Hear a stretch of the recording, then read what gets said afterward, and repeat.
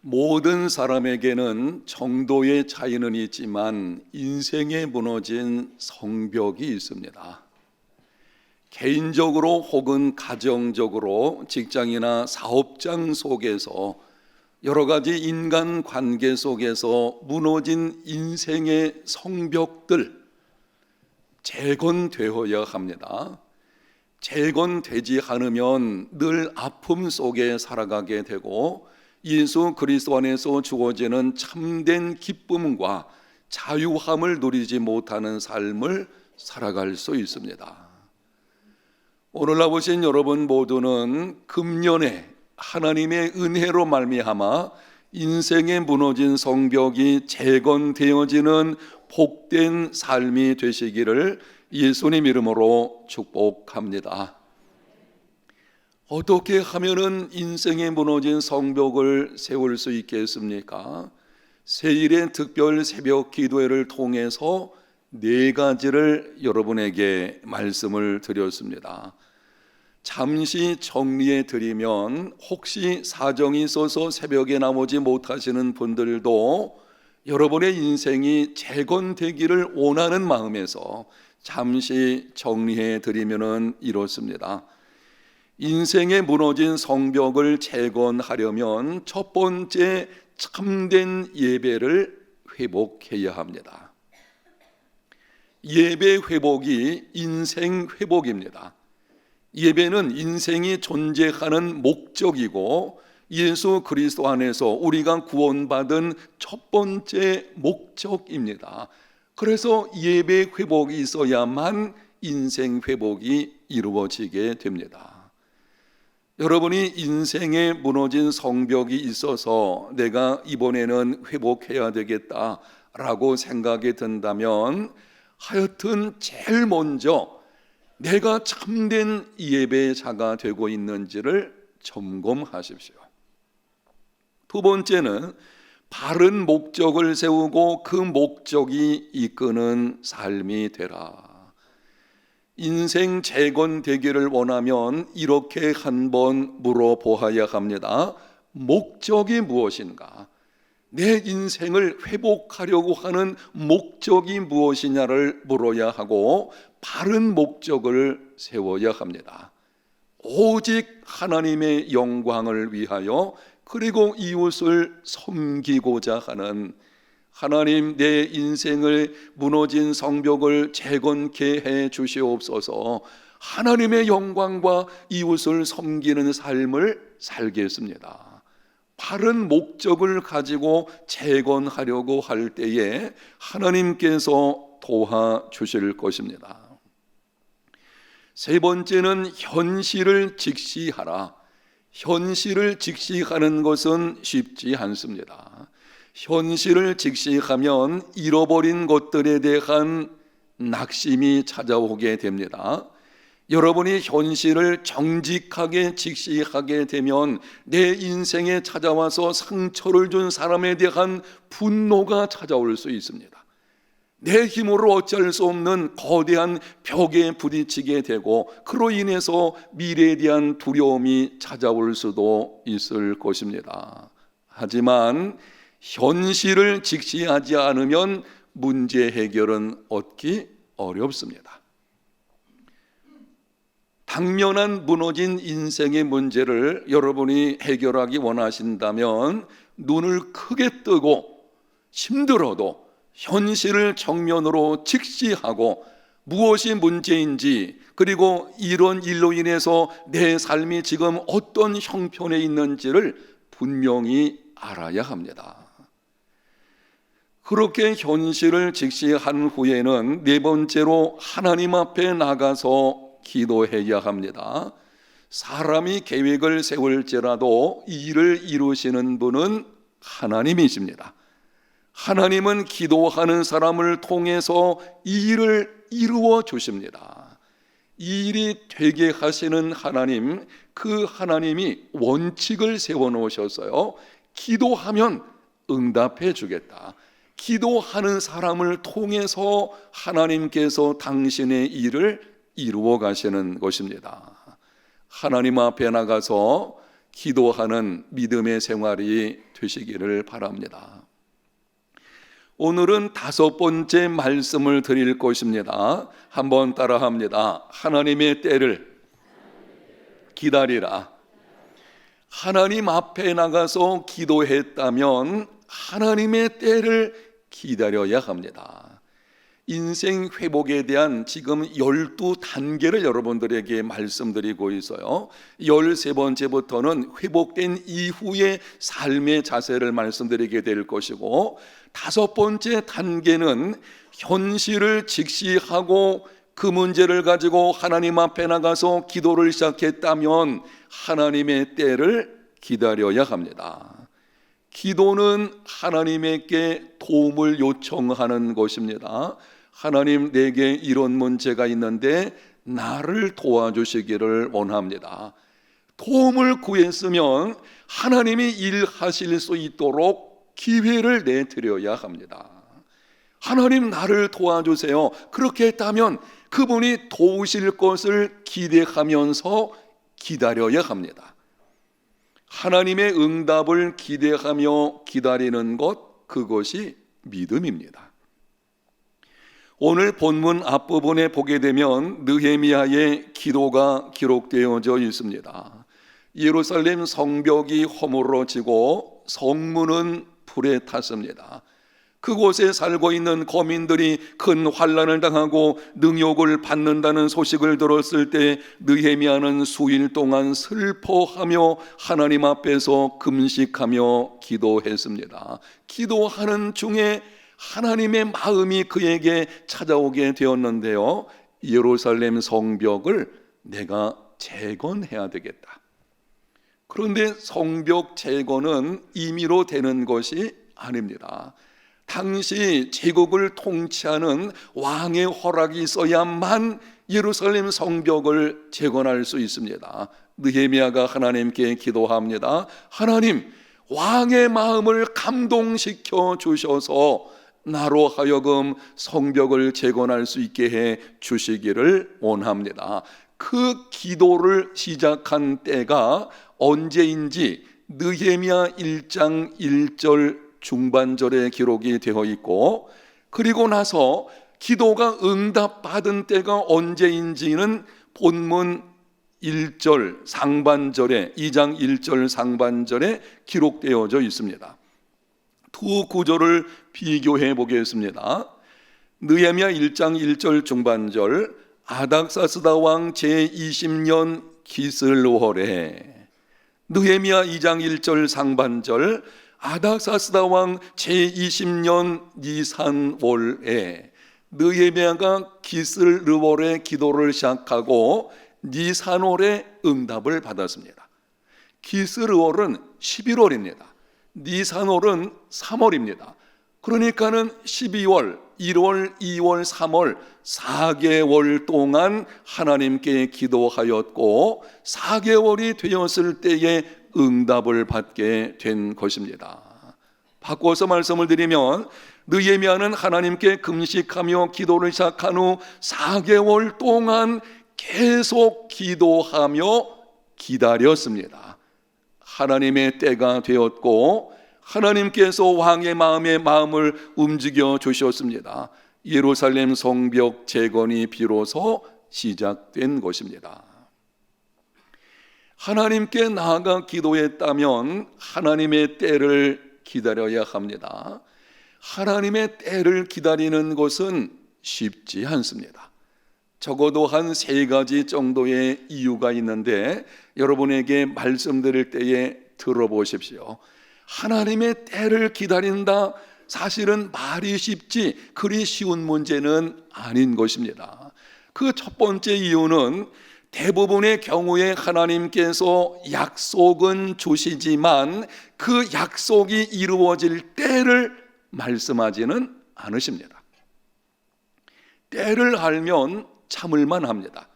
성경에 보게 되면 하나님께서 때를 말씀하시는 경우가 있었습니다. 이스라엘 백성들이 바벨론의 포로로 잡혀갈 때에 하나님이 말씀하시기를 70년이 차면 이 땅으로 돌아오게 하겠다. 70년 긴 세월이긴 하지만 참을만 합니다. 그런데 대부분의 경우에는 약속을 주십니다. 여러분이 성경을 통해서 아니면 설교 말씀을 들을 때에 아니면 어떤 성경 공부 시간을 통해서 하나님이 내게 약속을 주시는 것을 보게 됩니다. 약속은 받았지만 그것이 이루어지게 될 때를 말씀하지는 않으십니다. 그래서 쉽지 않습니다. 때를 알지 못하니 불안합니다. 견디고 버티는 것이 쉽지 않은 상황이 되어지는 것입니다. 둘째는 기다리는 동안 상황이 호전되지 않기 때문입니다. 하나님의 때를 기다리는 동안 상황이 조금씩 호전되면 견딜만 합니다. 기대감이 커지게 됩니다. 하나님께 기도를 했어요. 그런데 기도한 것에 대해서 문제가 조금씩 풀려가는 것들이 보이면 야, 하나님이 일하시는구나. 그래서 견딜만 합니다. 하지만 하나님의 때가 이르기까지 상황은 변하지 않습니다. 오히려 악화되는 경우도 있습니다. 애굽에서 나온 이스라엘 백성들이 여리고에 도착을 했습니다. 하나님께서 말씀하며 약속하시기를 너희들이 매일 한 번씩 6일 동안 성을 돌아라. 침묵할 것이며 제사장들은 나팔을 불며 돌 것이니라. 그리고 7째 날에 7바퀴를 돌고 나서 함성을 지르면 이 성이 무너지게 될 것이다. 이해하기 힘든 말씀이었지만 이스라엘 백성들이 그 말씀에 순종을 했습니다. 문제는 6일 동안 한 바퀴를 돌았지만 성이 무너질 징조는 전혀 보이지 않았습니다. 한 5일쯤 돌았을 때에 성벽 한쪽이 금이 가든지 6일쯤 지났을 때에 한쪽 모퉁이가 좀 무너져 내리든지 그러면은 기대감이 클 것입니다. 야, 하나님이 역사하기를 시작하시는구나. 그런데 7째 날 7바퀴 돌고 함성 지르기 전까지 꿈쩍도 하지 않았습니다. 이게 하나님의 일하시는 방식이거든요. 그래서 우리는 하나님의 때를 기다리는 것이 쉽지 않습니다. 세 번째는 우리 속에 조급함이 있기 때문입니다. 우리는 기다리는데 익숙하지를 않습니다. 초고속 시대를 살아가다 보게 되니 더 기다리는 것을 힘들어합니다. 얼마 전에 제가 핸드폰이 오래돼 가지고 교체를 했는데요. 5G? 최근 나온 거죠. 이제는 뭐 옛날하고 너무 다르잖아요. 여러분이 컴퓨터에서 인터넷 검색할 때 그냥 마우스 누르기만 하면 착착 나오게 되죠. 전에 안 그렇거든요. 그런 시대가 되다 보니까는 이제는 기다리는 것이 너무 힘들어요. 어느 교회 성도 한 사람이 조급한 성격을 좀 고쳐보려는 생각을 가지고 기도했다고 합니다. 하나님께 나가서 내가 이번에 기도해가지고 내 이 조급한 성격을 좀 바꿔봐야 되겠다. 이렇게 기도를 했답니다. 하나님, 저에게 오래 참을 수 있는 인내를 주십시오. 지금 당장 주십시오. 이게 우리의 모습이거든요. 뭐든지 빨리빨리. 우리 한국 사람의 특징이라고 하는데 하여튼 오늘 시대가 그렇습니다. 우리 교회에서 사역자반 훈련을 할 때에 성령의 9가지 열매에 관한 내용이 나오면 제가 종종 질문합니다. 성령의 9가지 열매들 가운데서 가장 맺기 힘든 것이 무엇입니까? 여러분에게 한번 질문하기 위해서 먼저 성령의 9가지 열매가 무엇인지를 말씀드립니다. 오직 성령의 열매는 사랑과 희락과 화평과 오래 참음과 자비와 양선과 충성과 온유와 절제니 이 같은 것을 금지할 법이 없느니라. 자, 여러분들이 9가지 열매들 가운데서 제일 맺기 힘든 것이 무엇입니까? 사역자 반을 할 때에 많은 분들이 이렇게 대답합니다. 오래 참음입니다. 참는 게 힘들어요. 잠깐 참는 것은 괜찮은데 이 오래 참는 것이 쉽지 않습니다. 하나님의 때를 기다리는 것 쉽지 않습니다. 그럼에도 하나님께서는 쉽게 응답하지 않고 우리를 기다리시게 만드십니다. 인생에 무너진 성벽은 고통입니다. 그거 견뎌내는 거 쉽지 않습니다. 내 인생의 한 부분이 무너지는데요, 이게 쉬운 일이겠습니까? 그런데 하나님께서는 내가 기도하면 즉각적으로 응답해 주시면 좋겠는데 오랜 세월 동안 기다리게 하시면서 기도하게 만드시는 것입니다. 여러분, 왜 그렇습니까? 사랑의 하나님께서 왜 우리에게 그런 방식으로 대하시는 것입니까? 그 이유를 한 가지만 말씀을 드리면, 기도하는 중에 기도하는 사람이 변화되며 하나님은 변화된 그 사람을 통해 일하시기 때문입니다. 중요하기 때문에 영상에 있는 말씀을 다 같이 한번 읽겠습니다. 기도하는 중에 기도하는 사람이 변화되며 하나님은 변화된 그 사람을 통해 일하시기 때문이다. 아멘. 우리가 하나님 앞에 기도할 때에 가장 큰 유익은 내가 원하는 것을 얻는 것이 아닙니다. 우리는 하나님 주세요, 내가 원하는 소원, 그것을 기도의 가장 큰 유익으로 생각할 때가 있는데요, 사실은 그렇지 않아요. 가장 큰 유익은 기도하는 중에 기도하는 내가 변화되는 것입니다. 그리고 기도하는 중에 내가 변화되면 변화된 나를 통해서 하나님이 일을 행하십니다. 인생에 무너진 성벽, 누가 그것을 재건해야 되겠습니까? 결국은 내가 재건해야 돼요. 그러면은 내가 기도하는 중에 내가 변화가 있어야 하나님이 나를 통해서 그 일을 이루어 가시게 되는 것입니다. 오늘 본문에 등장하는 느헤미야의 경우를 통해서 기도하는 중에 우리가 어떤 모습으로 변화되는지를 몇 가지 말씀을 드리겠습니다. 1절에서 2절 상반절입니다. 아닥사스다 왕 제20년에 니산월에 왕 앞에 포도주가 있기로 내가 그 포도주를 왕에게 드렸는데 이전에는 내가 왕 앞에 수심이 없었더니 왕이 내게 이르시되 내가 병이 없거늘 어찌하여 얼굴에 수심이 있느냐. 느헤미야가 금식하며 기도 시작한 지 4개월이 지났을 때에 왕이 묻는 것입니다. 내가 병이 없는데 어째서 얼굴에 수심이 있느냐. 4개월이 지났음에도 느헤미야의 마음에는 고난받는 백성들에 대한 아픔이 여전히 있음을 보여주는 것입니다. 느헤미야가 어떤 사람인지를 여기서 우리가 발견할 수 있습니다. 곤경 중에 있는 사람을 볼 때에 한두 번 관심을 가지고 마음 아파하는 것은 누구나가 할 수 있습니다. 대부분의 사람들을 보게 되면은 처음에는 마음 아파하지만 세월이 조금 지나면 다 잊어버립니다. 곤경 중에 있는 그 사람, 힘들어하는 그 사람, 처음에는 우리 마음이 참 아프죠. 안 됐다, 내가 좀 도와줘야 되겠다. 그래서 한두 번 도와줄 수는 있을 것입니다. 그런데 그 사람의 삶에 더 이상 호전되는 것이 없어요. 조금 지나보세요. 우리 머릿속에서 그 사람에 대한 기억은 사라져버리는 것입니다. 그런데 느헤미야 마음에는 그 아픔이 4개월이나 계속됐습니다. 이제는 다른 사람이 알아볼 정도로 얼굴에 수심이 있었습니다. 환난 중에 있는 백성들, 예루살렘 거민들, 그들이 능욕받는다는 것에 마음이 아픈데요, 그 아픈 마음이 4개월이 지나는 동안 점점 사라지는 것이 아니라 더 커지는 거예요. 그래서 왕이 볼 때에 그 얼굴에 수심이 보여질 정도가 된 것입니다. 느헤미야는 성숙한 신앙과 인격의 사람임을 알 수 있습니다.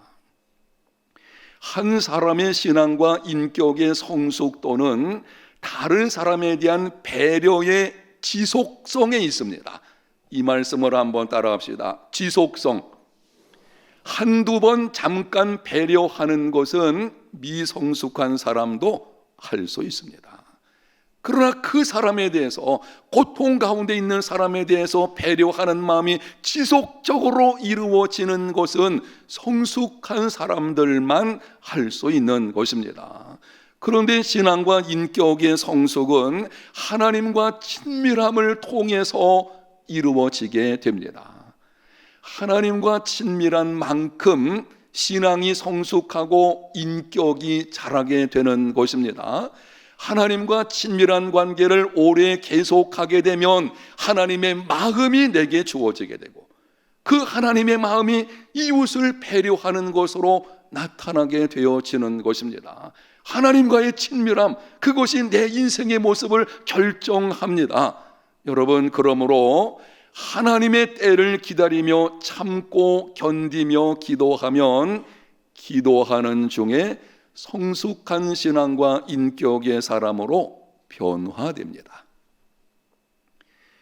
2절에는 이렇게 기록을 합니다. 왕이 내게 이르시되 내가 병이 없거늘 어찌하여 얼굴에 수심이 있느냐, 이는 필연 내 마음에 근심이 있음이로다 하더라. 그때에 내가 크게 두려워하여. 왕이 느헤미야에게 묻기를 좀 전에 말씀드린 거죠. 내게 무슨 소심이 있는 것을 보니 마음에 근심이 가득하구나. 그 말을 듣는 순간 느헤미야는 크게 두려워했습니다. 이유가 있습니다. 당시 페르시아 왕궁 관습은 신하는 아무리 슬프고 힘들어도 왕 앞에서는 그런 티를 내서는 안 되었습니다. 좋지 못한 기분이나 표정을 드러내 가지고 왕의 기분을 상하게 하면 목이 날아갈 수도 있었습니다. 그게 당시 관습이었어요. 왕의 기분을 망치게 한다, 그거는 죽음을 의미하는 것입니다. 왕 앞에서 표정이 별로 좋지 않다, 이거는 왕에 대해서 불순한 마음을 품고 있다는 이런 것으로 해석을 한 시대였거든요. 그런데 왕이 말하기를 내게 수심이 가득한 걸 보니 너 근심 있는 게 분명하구나, 이거는 죽음의 위기가 찾아올 수도 있는 것입니다. 그래서 느헤미야는 크게 두려워한 것입니다. 여러분, 그런데 중요한 것은 그 다음에 느헤미야의 행동입니다. 크게 두려워했지만 오히려 문제를 풀어갈 수 있는 기회로 생각하고 담대하게 자신의 마음에 있는 것을 왕에게 고하는 것을 볼 수 있습니다. 여러분이 놓치면 안 되는 말씀이기 때문에 다시 정리해 드리겠어요. 그 상황에서 큰 두려움이 왔지만 놀라운 것은 그 두려움에 사로잡히는 것이 아니었어요. 느헤미야는 그때에 이것이 바로 문제 해결할 수 있는 기회가 온 것이구나. 그래서 마음속에 있는 것을 담대하고 차분하게 왕에게 하나하나 고하는 것을 볼 수가 있습니다. 두려움의 상황에서도 담대함을 잃지 않고 문제를 풀어가는 사람, 이 사람이 진정으로 강한 사람입니다. 성경과 기독교 역사를 보면 기도하는 사람들에게는 공통점이 있습니다. 모두 두려움의 상황에서 담대했습니다.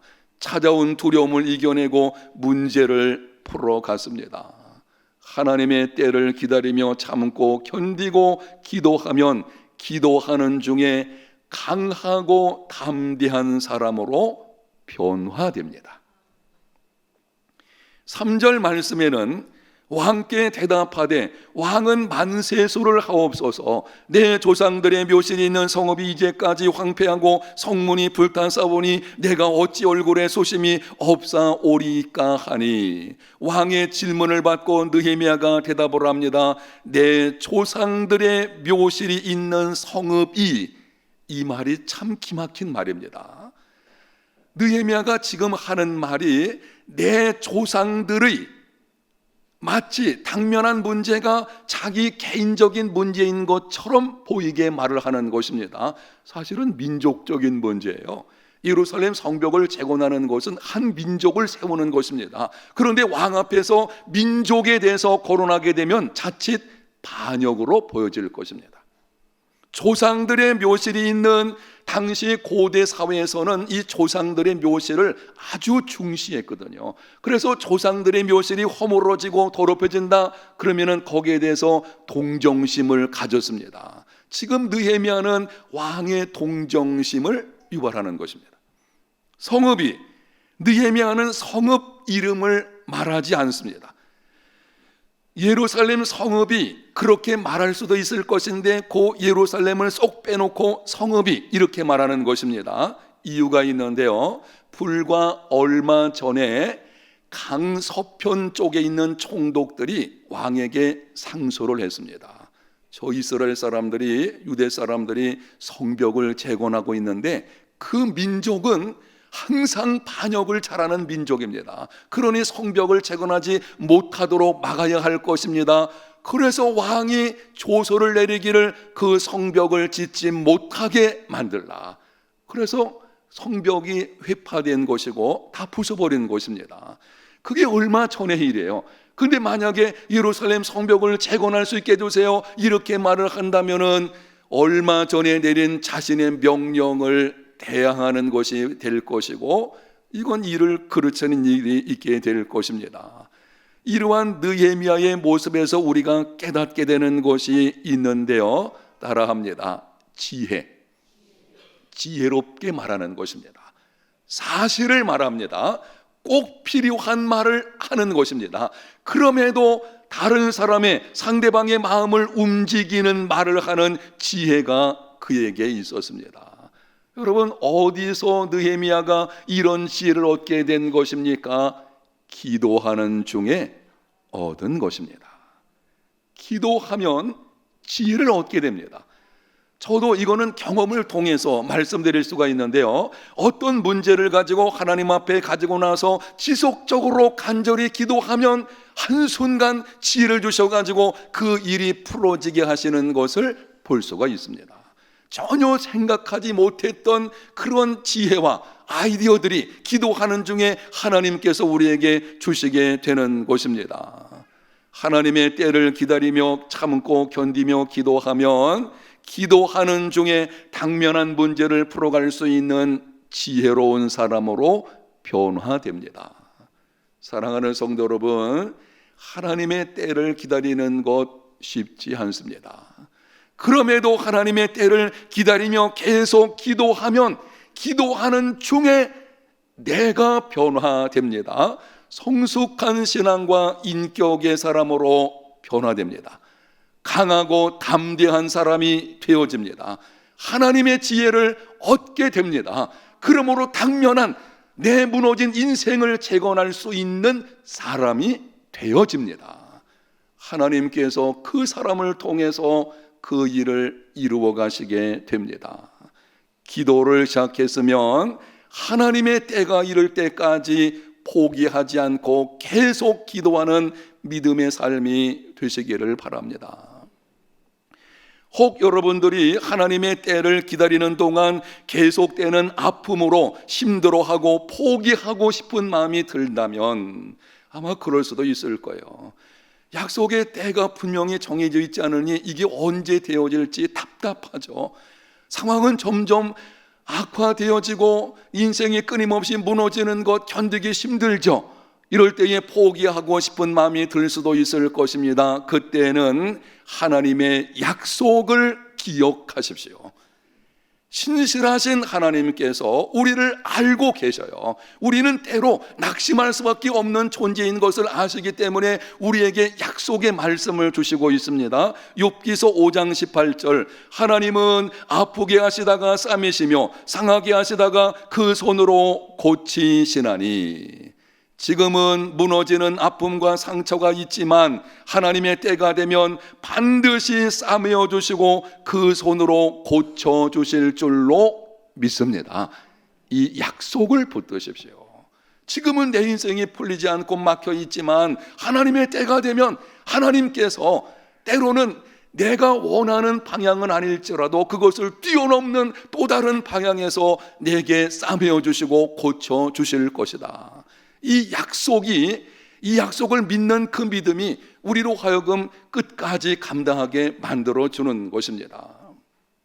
그리고 그날에는 우리가 구하는 것이나 생각하는 것 이상으로 채워주십니다. 이사야 30장 26절 같이 한번 영상에 있는 말씀 읽겠습니다. 여호와께서 그 백성의 상처를 싸매시며 그들의 맞은 자리를 고치시는 날에는 달빛은 햇빛 같겠고 햇빛은 칠배가 되어 7날의 빛과 같으리라. 아멘.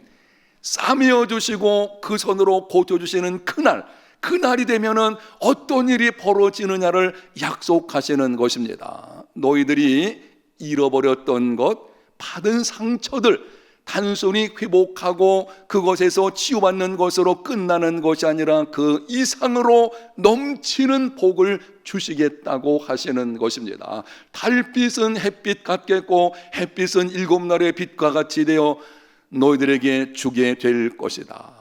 이 하나님의 놀라운 회복의 약속의 말씀을 붙들고 믿음으로 살아가는 삶이 되시기를 바랍니다. 하나님의 때를 기다리는 믿음의 사람, 약속을 붙들어야 돼요. 그날이 오게 되면 하나님이 내 삶에 반드시 이렇게 해 주시리라.